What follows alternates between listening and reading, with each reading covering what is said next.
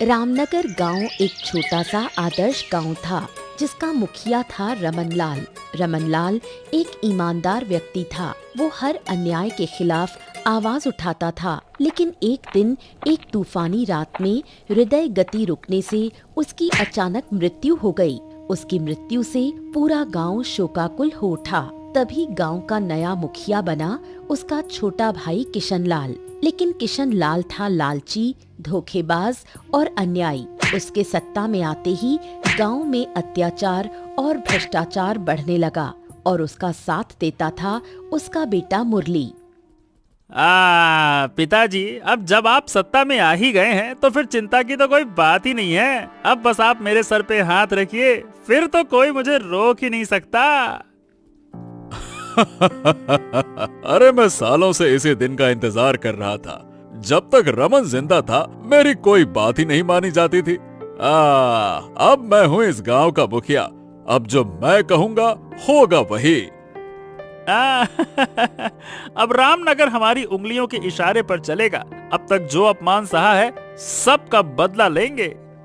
जाओ, सारे सोने की दुकानों को खबर कर दो।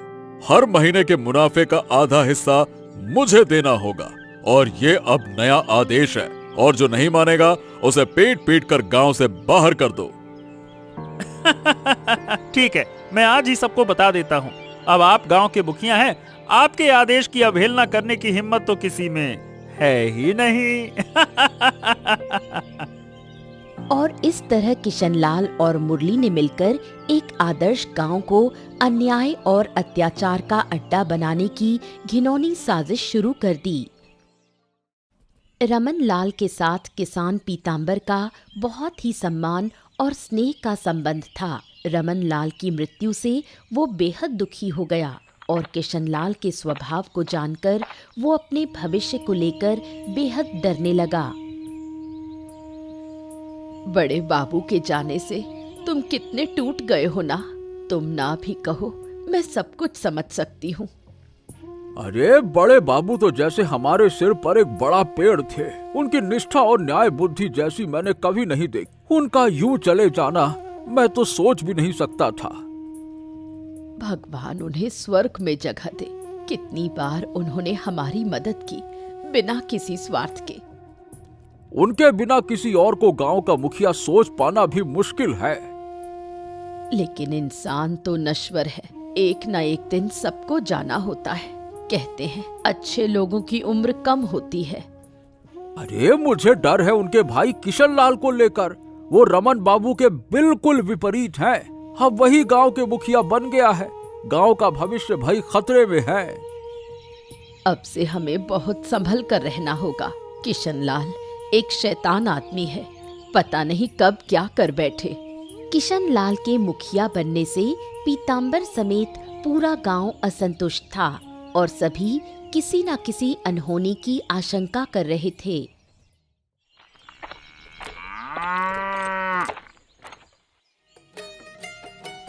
पीताम्बर का बेटा प्रणव और उसकी पत्नी आस्था पीताम्बर के घर के पास ही एक छोटा सा घर बनाकर रहते थे। प्रणव पेशे से नाविक था। उसका गांव के सभी लोगों के साथ अच्छा रिश्ता था, लेकिन मुरली से उसका रिश्ता अच्छा नहीं था। मुरली उसे बेवजह तंग करता और अपमानित करने की कोशिश करता। अबे ओ भिखारी, ये सुबह सुबह कहाँ मुंह उठा के चला जा रहा है? अरे आप गजब करते हैं। आप मुझे भिखारी काहे कह रहे हैं मुरली बाबू? तू जैसे को ना कहूँ तो किसे कहूँ? फटे पुराने कपड़े पहनकर पागल की तरह चल रहा है। तेरे कपड़ों में तो जगह जगह पैबंद लगे हुए हैं। भिखारी साला। समझ गया। आप मुझे नीचा दिखाना चाहते हैं। कीजिए, कोई फर्क नहीं पड़ता। लेकिन अगर मैंने बोलना शुरू कर दिया तो आपकी इज्जत बचेगी नहीं। वाह, ऐसा है क्या? तो चल बोल ना, बोल क्या कर सकता है तू? बोल। हाँ बोल, अब क्यों चुप हो गया? बोल ना। अब जब आप खुद ही अपमानित होना चाहते हैं तो सुनिए, मैं कोई भिखारी नहीं हूँ। मैं एक मेहनती नाविक हूँ। रोज नाव चलाकर 100-200 रुपए कमाता हूँ। 100-200 रुपए? और मेरी पहचान जानता है। मैं इस गांव के मुखिया का बेटा हूँ। रोज 10-20 हजार रुपए उड़ा देता हूँ और तू मुझे अपने 200 रुपए की मेहनत का घमंड दिखा रहा है साले। फर्क तो यही है, आप जो पैसे उड़ाते हैं वो आपके बाप के हैं, आपके नहीं। और मैं जो रुपए कमाता हूँ वो अपनी मेहनत से कमाता हूँ। ये फटा हुआ कपड़ा भी मैंने खुद कमा कर खरीदा है, किसी के रहमो करम से नहीं। मैं अपने बाप की ताकत से नहीं, अपनी पहचान से जीता हूँ। अब आप सोचिए, असली भिखारी कौन है? प्रणव अपने काम पर निकल गया, लेकिन मुरली गुस्से में तिलमिला गया। वो हर बार प्रणव को अपमानित करने की कोशिश करता, लेकिन खुद ही नीचा देखना पड़ता। पीतांबर की एक 5 बीघा उपजाऊ जमीन थी। वो जमीन उसके पूर्वजों की थी और अब वो जमीन पीतांबर की थी। बाद में वही जमीन प्रणव को मिलने वाली थी, लेकिन किशन लाल की नजर उस जमीन पर पड़ गई और उसने पीतांबर को पैसों का लालच देकर जमीन लेने की कोशिश की। जमीन जायदाद की तो मुझे कोई कमी नहीं है, लेकिन एक खास जमीन चाहिए मुझे, समझे? अरे आप तो पैसे वाले हैं बाबू, आप जिस जमीन को चाहे उसे खरीद सकते हैं। ये सही कहा, लेकिन एक खास जमीन है जो मुझे बहुत पसंद आई है और वो जमीन तुम्हारी है। मैं तो एक साधारण किसान हूँ बाबू, मेरी इजाजत की क्या जरूरत है? क्योंकि जमीन तुम्हारी है। मैं तुम्हारी 5 बीघा जमीन की बात कर रहा हूँ। मैंने कुछ दिन पहले देखी है, मुझे बहुत पसंद आई है। माफ कीजिएगा बाबू, लेकिन उस जमीन में मेरे पूर्वजों का खून पसीना है। अब वो जमीन मेरे लिए केवल मिट्टी नहीं, मेरी पहचान है। मैं उसको बेच नहीं सकता। मैं तुम्हारी मांग के अनुसार दाम देने को तैयार हूँ, सोचो। माफ कीजिएगा, लेकिन इस दुनिया में हर चीज पैसे से नहीं खरीदी जा सकती। मैं लाखों में भी वो जमीन नहीं बेचूंगा। ओहो, तो मतलब तू अपने लिए मुसीबत बुला रहा है पीतांबर। जो चीज मुझे शांति से नहीं मिलती ना, उसे मैं छीन लेता हूँ। तुम्हारे भले के लिए कह रहा हूँ, चुपचाप जमीन दे दो। अब देखिए, जो करना है कीजिए, भले ही मुझे मार डालिए, पर तब भी मैं वो जमीन आपको नहीं बेचूंगा। पीतांबर की जिद देख किशन लाल आग बबूला हो गया और उसे धमकी देकर वहां से चला गया, लेकिन पीतांबर अपने निर्णय पर अडिग रहा। एक रात किशन लाल ने मुरली को कुछ लोगों के साथ पीतांबर से बदला लेने के लिए भेजा। पीतांबर कुछ काम निपटाकर घर लौट रहा था, तभी मुरली और उसके साथी उसका रास्ता रोकते हैं। अरे मुरली, तुम यहाँ मेरा रास्ता क्यों रोका है? पिताजी ने मुझे आपके पास भेजा है। सुना है उन्हें आपकी जमीन पसंद आ गई है और उन्होंने आपसे खरीदने की बात की है। हाँ, कहा था, लेकिन मैंने साफ साफ मना कर दिया। फिर तुम्हें क्यों भेजा है? मेरे पिताजी बहुत जिद्दी हैं। जो चीज उन्हें पसंद आ जाए तो वो उसे अपना बनाकर ही मानते हैं। अगर प्यार से ना मिले तो उसे छीन लेते हैं। मैं तुम्हारी इन बातों से नहीं डरता। अगर तुम लोग मुझे परेशान करोगे तो मैं पुलिस में शिकायत कर दूंगा। पुलिस? अबे, अब वो पुराने दिन नहीं रहे। अब तो मेरे पिता की मर्जी से ही पूरा गांव, पुलिस, सब कुछ चलता है। जाइए जाइए जाइए, शिकायत करिए। उल्टा आप ही फंस जाओगे, फिर आओगे हमारे पास। माफ कर दो साहब। रमन बाबू के जाने के बाद तुम लोगों ने जो कुछ किया है ना, उसका अंजाम बहुत बुरा होगा। याद रखना मेरी बात। अरे बस, बहुत बोल लिए, अब काम पर लगो। अरे ओरे, देख क्या रहे हो? शुरू हो जाओ, मारो साले को। फिर मुरली और उसके साथी मिलकर बेबस पीतांबर को बेरहमी से मारते हैं। मारते मारते जब पीतांबर की हलचल बंद हो जाती है, तब डरकर मुरली और उसके साथी वहां से भाग जाते हैं। प्रणव और कुछ गांव वाले पीतांबर को अस्पताल लेकर जाते हैं। उसकी हालत बहुत खराब थी। प्रणव को पता चलता है कि पीतांबर के बचने की उम्मीद बहुत कम है। थोड़ी देर बाद पीताम्बर को होश आता है, पर तब भी उसकी हालत ठीक नहीं थी। वो प्रणव से बात करना चाहता है। प्रणव तुरंत उसके पास दौड़ता है। अब कैसा लग रहा है? ठीक तो हो ना? ये सब कैसे हुआ? अरे प्रणव, मुझे लगता है कि अब मैं बच नहीं पाऊंगा। मेरा वक्त खत्म हो गया। लेकिन मरने से पहले मैं एक बात कहूंगा। जो लोग मेरे साथ, जिन्होंने मेरे साथ ऐसा किया है, उन्हें तुम कभी माफ मत करना। उन्हें उनकी सजा जरूर देना। अरे बताओ तो सही, कौन लोगों ने तुम्हारे साथ ऐसा किया है? मुझे बताओ। अरे किशन लाल और उसका बेटा मुरली, उन्होंने साजिश रचकर मुझे मारा। मेरी एक गलती थी कि मैंने उनको अपनी जमीन नहीं बेची, इसीलिए उन्होंने मुझे इस हालत में पहुंचा दिया। किशन लाल, उसकी वजह से ये सब कुछ हुआ? मैं वादा करता हूँ पिताजी, अगर तुम्हें कुछ भी हुआ तो मैं उन्हें बिल्कुल नहीं छोड़ूंगा। अरे बेटा प्रणव, मैं तुम्हें समझा रहा हूँ। उस जमीन की रक्षा तुम्हें करनी है। मुझे भरोसा है कि तुम मेरी तरह संभाल लोगे। उसी दिन पीताम्बर की मृत्यु हो गई। उसके बाद कोकिला प्रणव और आस्था के साथ रहने लगी। प्रणव पुलिस के पास जाकर पूरी बात बताता है और किशनलाल व मुरली के खिलाफ मामला दर्ज करवाता है। मुरली को पुलिस से पता चलता है कि प्रणव ने उसके और किशनलाल के खिलाफ मामला दर्ज करवाया है। वो तुरंत किशनलाल के पास जाकर ये खबर देता है। पिताजी, एक बड़ा झमेला हो गया है। अरे अरे, इतना परेशान क्यों हो रहा है? शांत हो जा। क्या हो गया जो ऐसे भाग भाग कर आ रहा है? अरे सुनोगे तो आप भी डर जाओगे। पीताम्बर को तो हमने रास्ते से हटा दिया था, लेकिन अब उसका बेटा प्रणव सामने आ गया है। अरे उसने क्या कर दिया?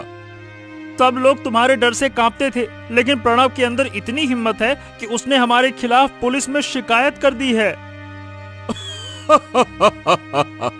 बाप को खोकर वो खोया हुआ है क्या? क्या उसे पता नहीं कि गांव के थाने की पुलिस भी हमारे पास है? अरे पिताजी, हमने उसको समझा दिया है, अब उसे भी समझना पड़ेगा। आप कहो तो मैं उसे जाकर मार मार कर उसे मिट्टी में दफन कर दूं। अरे नहीं नहीं नहीं नहीं, अगर मर गया तो मजा खत्म हो जाएगा। उसे ऐसी सजा देनी है कि जिंदा लाश की तरह जीता रहे। अच्छा, तो ये जिम्मेदारी आप मुझे दो। उसकी ऐसी हालत कर दूंगा कि जिंदा लाश जैसी जिंदगी बिताएगा। पीताम्बर को रास्ते से हटाने के बाद अब मुरली और किशनलाल प्रणव के दुश्मन बन गए। मुरली प्रणव को नुकसान पहुंचाने की योजना बनाने लगा। प्रणव अपनी नाव घाट पर लाकर बांधता है। वो घर जाने को होता है, तभी मुरली फिर से अपने साथियों के साथ वहां आ जाता है जो पीताम्बर को मारने आए थे। तू यहाँ क्या कर रहा है? तेरी हिम्मत कैसे हुई मेरे सामने आने की? आना तो नहीं चाहता था, पर जो तूने किया है ना, उसके बाद आना पड़ा। तूने मेरे पिताजी को मारा है, मैं तुझे माफ नहीं करूंगा और मैं उसके लिए बदला लूंगा। ये तेरी सबसे बड़ी गलती है प्रणव। तेरा पिता मर गया, तुझे शोक मनाना चाहिए, लेकिन तूने हमारे खिलाफ पुलिस में शिकायत कर दी है। हाँ की है, और मैं लड़ाई जारी रखूंगा। मैं तुम्हें सजा दूंगा, वादा करता हूँ। क्या सोचा था रे? पुलिस को शिकायत कर दी और पुलिस हमें तुरंत पकड़ के जेल में डाल देगी और हम लोग तुझसे माफी मांगेंगे। अरे रे रे रे, हमको माफ कर दे प्रणव। पुलिस तो हमने खरीद रखी है और ये बात तूने नहीं समझी। हाँ तो ठीक है, अगर पुलिस ने सजा नहीं दी तो मैं और बड़े ताकतवर के पास जाऊंगा जो तुमसे भी ज्यादा ताकतवर है, लेकिन किसी भी कीमत पर तुम्हें सजा दूंगा। मैंने अपने पिता से वादा किया है। ए पगलैट, इस गांव में हमसे ज्यादा ताकतवर कोई ना है। मेरा मन तो ऐसा कर रहा है कि तुझे तेरे पिता के पास भेज दूं, लेकिन मेरे पिता का आदेश है कि तुझे बचाना है, इसीलिए तुझे बचाऊंगा, पर तू जिंदा लाश जैसे रहेगा। फिर मुरली और उसके साथी प्रणव को जमीन पर पटक देते हैं। मुरली छोटे तेज चाकू से एक एक करके प्रणव की दोनों आंखें निकाल देता है। वो चले जाते हैं और प्रणव दर्द में पागल हो जमीन पर लुढ़कता रहता है। कुछ मछुआरे उसे देखकर डॉक्टर के पास ले जाते हैं। पीतांबर की मौत को अभी कुछ ही दिन हुए थे, पर प्रणव की हालत देखकर आस्था और कोकिला टूट जाते हैं। प्रणव अपनी दोनों आंखें खो बैठा। माँ, माँ, अरे माँ, तुम लोग कहाँ हो? मैं कुछ देख नहीं पा रहा हूँ। मैं तेरे साथ हूँ, थोड़ा शांत हो जा। मैं और आस्था दोनों यहाँ हैं। मुरली ने मुझे अंधा कर दिया माँ। अब मैं कभी देख नहीं पाऊंगा माँ। हमने उनका क्या बुरा किया था? पहले तुम्हारे पिता को मारा, अब तुम्हारी आंखों की रोशनी छीन ली। हमारा परिवार कितना खुश था, अब क्या होगा? हमारा दुख खत्म होने का नाम ही नहीं ले रहा। उन्होंने मेरे पिता को दुनिया से हटा दिया, मुझे अंधा कर दिया। मैं उन्हें कभी माफ नहीं करूंगा। नहीं प्रणव, मैं ठीक हूँ। अब तुम उनसे दूर रहो, बहुत हो गया। सच ये है कि हम जितनी भी कोशिश करें, हम उनसे नहीं लड़ सकते। माँ सही कह रही हैं, तुम्हारे बिना हमारा क्या है?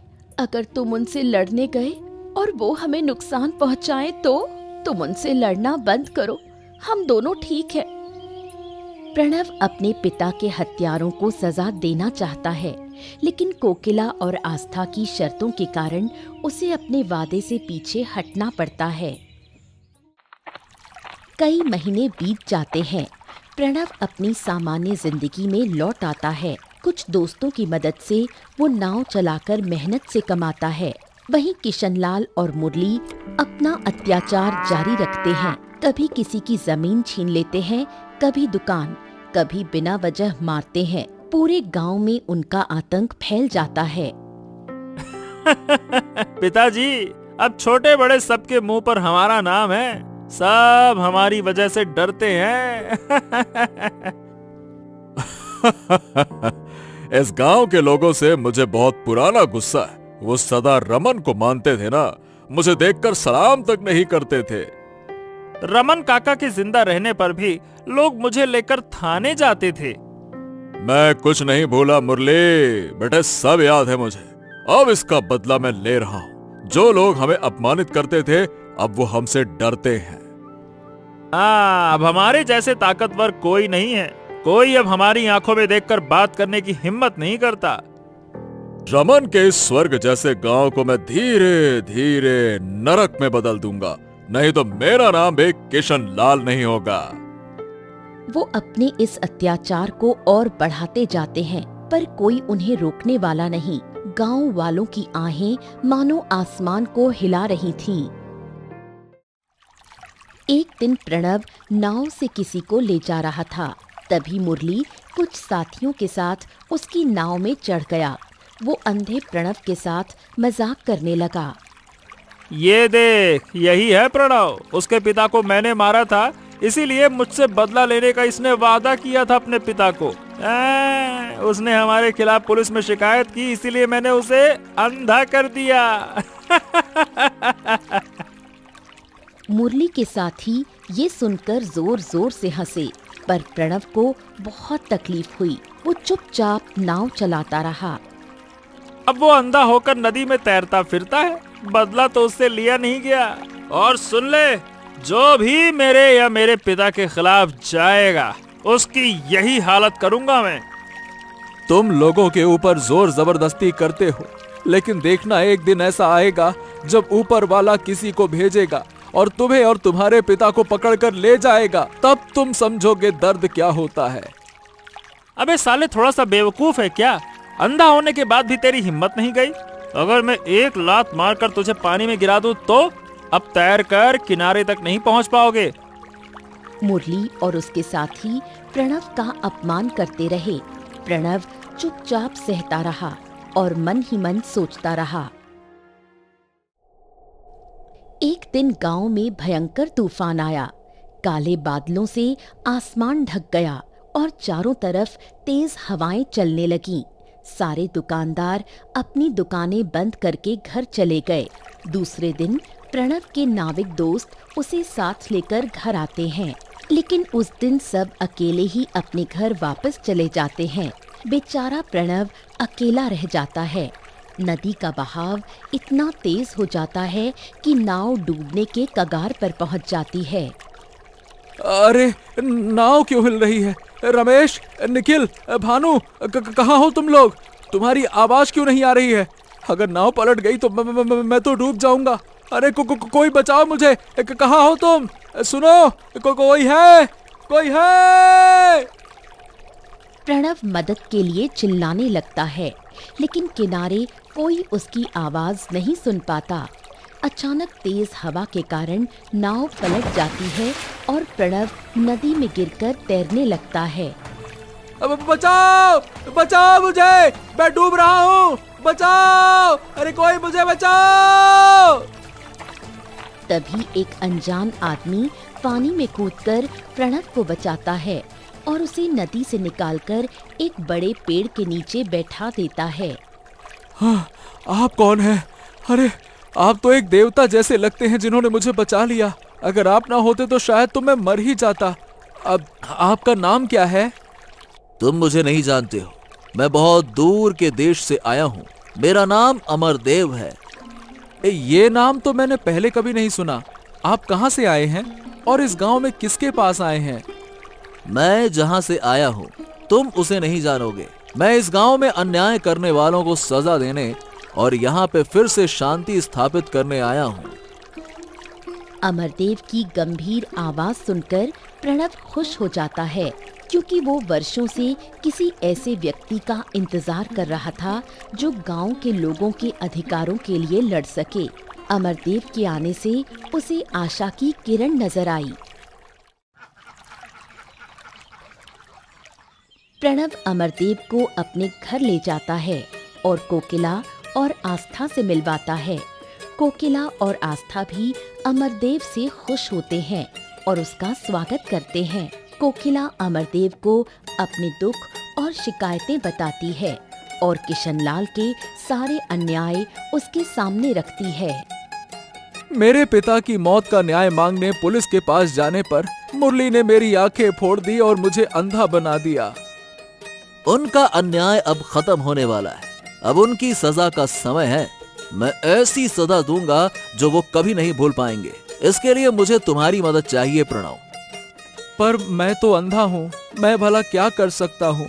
फिर भी मैं पूरी कोशिश करूंगा आपकी सहायता करने की। तुम्हारे पिता मेरे बहुत अच्छे मित्र। मैंने जीवन में ऐसे सच्चे और निस्वार्थ व्यक्ति बहुत ही कम देखे हैं। जो उन्होंने मेरे लिए किया मैं आजीवन उनका ऋणी रहूंगा। लेकिन जिसने उन्हें मार डाला उन्हें मैं खत्म करने आया हूँ। मैं आपकी योजना में आपके साथ हूँ। आप जो भी कहेंगे मैं करूंगा। बताइए। पर उससे पहले तुम्हें अपनी दृष्टि वापस पानी होगी। मैं ये पुण्य कार्य करना चाहता हूँ ताकि पीताम्बर का ऋण कुछ हद तक चुकाया जा सके। फिर अमरदेव अपने थैले से एक कलश निकालता है। उसमें से थोड़ा जल लेकर मंत्र जप करता है। फिर प्रणव की आंखों में वो जल डालता है। कुछ ही समय में प्रणव की दृष्टि वापस आ जाती है। प्रणव, कोकिला और आस्था खुशी से रो पड़ते हैं। तब वो समझते हैं कि अमरदेव कोई साधारण व्यक्ति नहीं बल्कि असीम जादुई शक्ति का अधिकारी है। अमावस्या की एक रात मुरली अपने साथियों के साथ चाय की दुकान पर एक गांव वाले की जमीन छीनने की योजना बना रहा होता है। तभी वहां अमरदेव कर आता है और मुरली से दोस्ती का ढोंग रचाता है और सफल भी हो जाता है। वो खुद को किशनलाल का परिचित बताता है। पर मैंने आपका नाम कभी नहीं सुना। मेरे पिता अपने सारे परिचितों से मेरा मेल जोल करवाते थे। क्या सच में आप मेरे पिता को जानते हैं? अरे हाँ हाँ, और तुम्हारे पिता ने मुझे तुम्हारे साथ मिलवाने से मना किया था, क्योंकि वो जानते थे कि अगर मैं तुम्हारे सामने आया तो तुम्हें उनके कुछ गुप्त राज बता दूंगा। अजनबी की बातें सुनकर मुरली चौंक जाता है और जानना चाहता है क्या राज है जो उसके पिता ने छुपाया। तुम्हारा पिता जो जमीन दौलत जमा कर रहा है ना, वो तुम्हें नहीं देगा। ये क्या बकवास कर रहे हैं आप? मैं उनका इकलौता बेटा हूँ, वो मुझे प्यार करते हैं, वो मेरे साथ ऐसा कतई नहीं करेंगे। वो तुम्हें प्यार करता है, पर डरता है कि मरने के बाद तुम उसका सारा धन बर्बाद कर दोगे, इसीलिए उसने तुम्हें अपनी संपत्ति का वारिस नहीं बनाया। अरे मैंने पूरी जिंदगी उसका गुलाम बनकर पालन पोषण किया और इसका यही इनाम मिला। आज मैं उसे देखूंगा। अमरदेव की योजना थी कि मुरली को किशनलाल के खिलाफ भड़काया जाए और उसकी योजना सफल होती है। मुरली अपने पिता से नफरत करने लगता है। कुछ दिन बाद मुरली किशनलाल से एक बड़ी मांग करता है। वो जमनगर की 25 बीघा जमीन का मालिकाना हक चाहता है, जिससे किशनलाल चकित हो जाता है। अरे नहीं नहीं नहीं, अचानक से ये अजीब मांग क्यों? और उस जमीन से तुम क्या करोगे? मैं उस जमीन को कुछ फैक्ट्री मालिकों को किराए पर दूंगा और जो किराया मिलेगा ना, उससे अपने खुद का बिजनेस शुरू करूंगा।